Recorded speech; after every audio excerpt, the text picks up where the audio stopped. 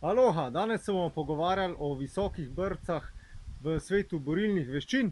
Seveda, priznam, ko sem bil mulc, sem se učil teh brc zato, ker res fajn izgledajo in to je še danes tako, super izgledajo visoke brce. Zdaj, kaj bi jaz osebno uporabljal v praksi?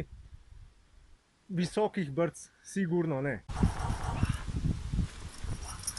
Slavni Bruce Lee je izustil zelo zanimiv stavek, kar se tiče visokih brc, in sicer je dejal, da je brcanje človeka v glavo, torej z visokimi brcami, isto, kot če bi ga z roko hotel zadeti dol v nard ali pa stopalo.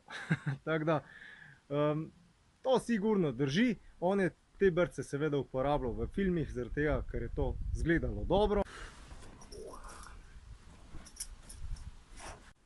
Torej, kaj sploh so visoke brce? Zame osebno so visoke vse tiste brce, ki nasprotnika ciljajo nad višino pasu. Ali to pomeni, da visoke brce v praksi ne delujejo? Niti ne.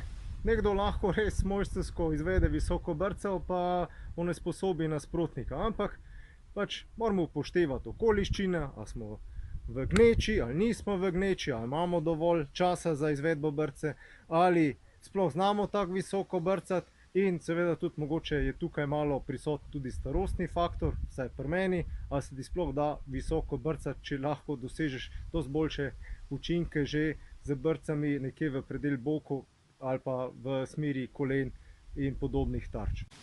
Ali zdaj to pomeni, da visokih brc sploh ne vadimo? Jaz jih vadim zaradi tega, ker mi je pač to fajn delati, ampak za lastno popestritev treninga, ne pa za glavni namen, da bi pač to res uporabljal v praksi. V praksi bi uporabljal nizke brce, torej vse, kar je od pasu navzdol. In isto učim tudi na tečajih samoobrambe za ženske, ki bo zdaj novembra, tako da če želite dobiti informacije, kdaj, kje in kako bojo ti tečaji v Ljubljani potekali, se prijavite na mojo Facebook skupino o telesu in boste te informacije pravočasno dobili. Za visoke brce je seveda potrebna ustrezna gibljivost. Jaz se tukaj poslužujem samo enih par vaj, kar se tiče gibljivosti, in mogoče bo eden od naslednjih vlogov prav na to tematiko. Sem Robert Lisac, profesor športne vzgoje, se vidimo jutri. Čau!